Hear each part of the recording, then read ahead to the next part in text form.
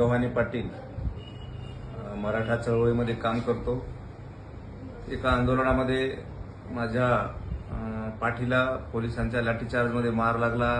त्यावेळेस माझं एक छोटंसं ऑपरेशनही पाठीचं झालं होतं, पण माझा त्रास कमी होत नव्हता। मणक्याचा आणि पाठदुखीचा खूप त्रास होता, तो कमी होत नव्हता। मी डॉक्टरकडे नेहमीच जात होतो, गोळ्या खायचो, 4-8 दिवस 15 दिवस बरं वाटायचं आणि पुन्हा त्रास व्हायचा। मग एक दिवशी कंटाळून मी सोशल मीडियामध्ये अडचण लिहिली, एक पोस्ट केली आणि माझ्या पाठीचा त्रास करून त्याच्याबद्दल लिहिलं।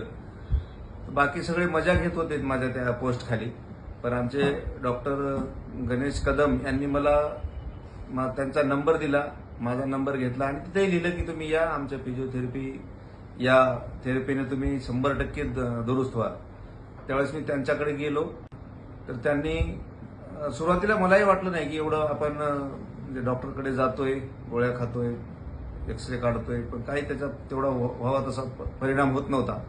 आणि ज्यांनी इथं आलो आणि फिजिओथेरपी सुरू केली, पहिल्या 5-6 दिवसामध्येच मला फरक पडायला सुरुवात झाला। आता खूप त्रास जवळपास बऱ्यापैकी तो थांबलेला आहे आणि कधीतरी 2-3 महिन्याला एक वेळेस आता मी कंटिन्यू 5 दिवस यांच्या दवाखान्यात येतो आणि पुन्हा एकदा 3-4 महिन्याकरता रिलीफ होऊन जातो। मला असं माझ्या सगळ्या मित्रमंडळींना सांगायचं की आपण कुठलाही असं स्पॉन्डिलिसिसचा असेल, पाठीचा, मणक्याचा, हाताचा काही त्रास असेल तर आपण ॲलोपॅथीच्याच गोळ्या घेतो, पण आपल्याला खरं तर अज्ञान आहे। माझं तरी अज्ञान होतं की फिजिओथेरपी नावाचं एवढं एक चांगली थेरपी आहे की जी व्यायामातून आणि यांच्या काही छोटे मशीन असतात, अल्ट्रासाऊंड किंवा शेकण्याच्या वगैरे, यानं हे त्रास दूर होतात हे आपल्याला माहीतच नाही आणि आपण उगाच गोळ्या खातो आणि ऍसिडिटी वाढवत बसतो।